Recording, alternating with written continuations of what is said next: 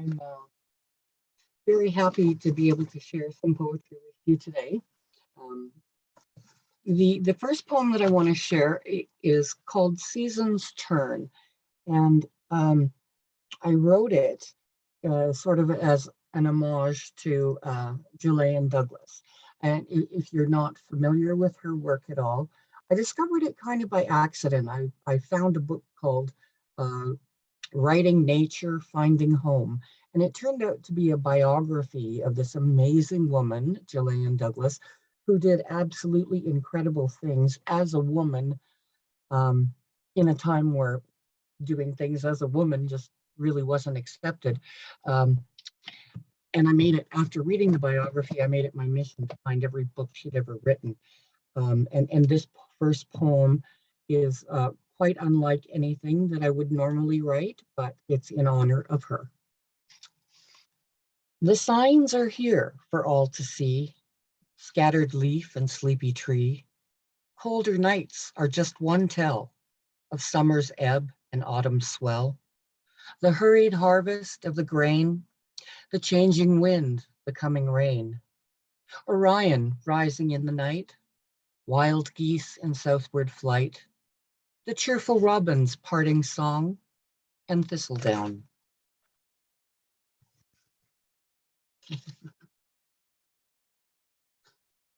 The next poem that I'm going to share with you is a poem that I wrote um, last year. My son and I spent a weekend in a small cabin um, right next to a beautiful waterfall. And it was kind of the first time we'd been out of the house since COVID began. So it's called Cascade. Emerging from a condo chrysalis to a cabin in the woods where water tumbles and froths, wispy white and olive brown, raucous laughter, crushing restless mind. Morning cloak butterflies chase each other and the breeze, cottonwood fluff floating. Sunlight moves over pools, unwrapping each new facet like a gift, and even the shadows are filled with color. American dippers fly the face of the falls, perch on boulders, bob and dive. All around the water flows, paths, once divergent, coalesce into one. A first step, tentative, hopeful.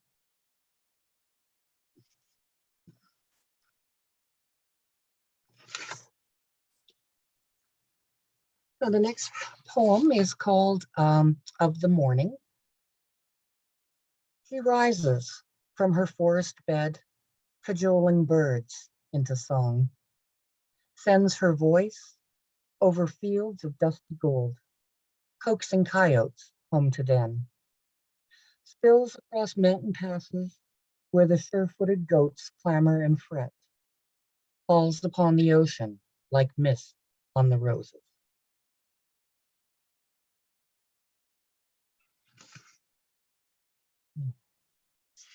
The next poem that I'm sharing is called 19 Reasons to Keep Living, and it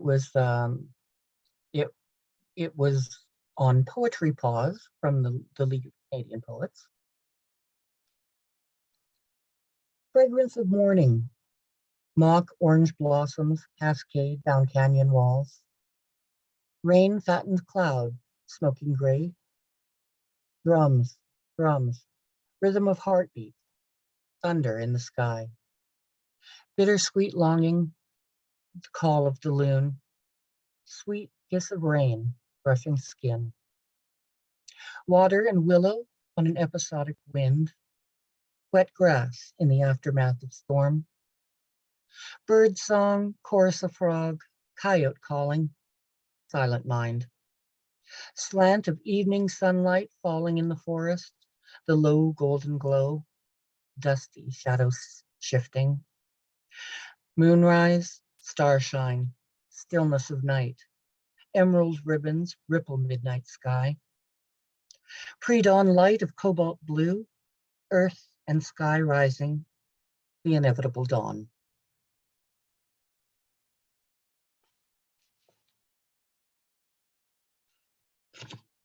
Having trouble turning pages. The next poem that I wrote, or that I'm going to read, sorry, is called Enchanted, and it was written for my friend Jackie Sawyer, who's listening. Hi, Jackie. And it was published in Devour Art and Lit Canada. Enchanted. She knows how to forage for berries and Labrador tea, how to dress a moose and set a trap. She names the birds, flowers, trees, know which mushrooms can be eaten or not. She carries salt in her bag. Singing life from the earth, she bottles it like sunshine to be opened on a cold winter's day. Bare feet root her to the ground. All that she has, she gives. Her love is like that, fierce, passionate, irresistible magic, woven in story, ink, and vine. We do a secret Santa thing in our poetry group where, where whoever's name you get, you have to write a poem for them or about them. And so I had Jackie's name, and it was so much fun to write that poem for her. The next poem is called Starfish. It used to be, when the tide receded, the beach would be scattered with starfish. They filled the tide pools, clung to the rocks.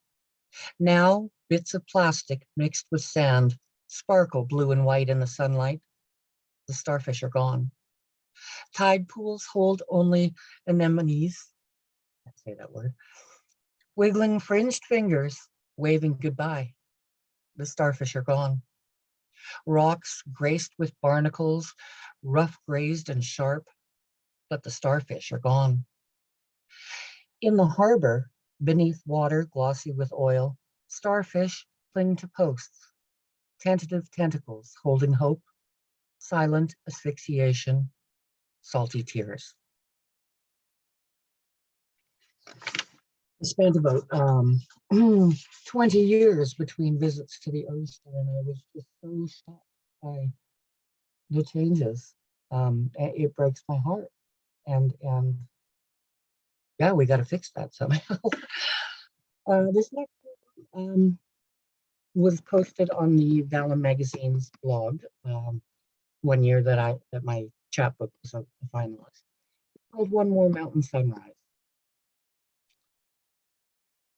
One more mountain sunrise, golden light, clouds of peach and lilac. The forest calls, I answer. Road dust and moss, pine cones and bird song. I was going to write a poem for you. Instead, I chose One More Mountain Sunrise.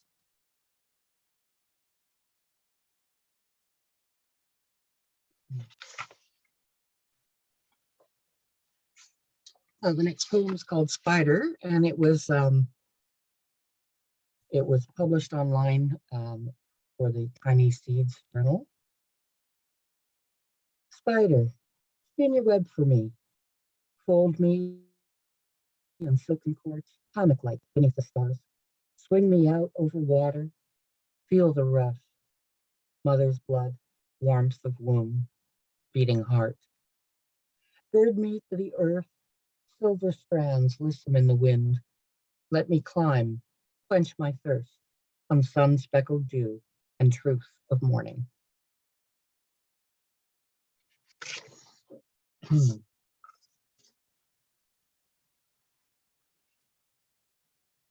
um, hmm. This last poem that I have for you is called Here, and it was published in Worth More Standing. In the heart of the forest, where silence is thunderous and the deep green rises to block out the sun, where the western wood lilies that blanket the forest floor shine with secret light, where the gods would choose to take their morning walks if they were of this world, where my mind can steep in stillness. Here. Thank you very much. I know I didn't have a lot for you today, but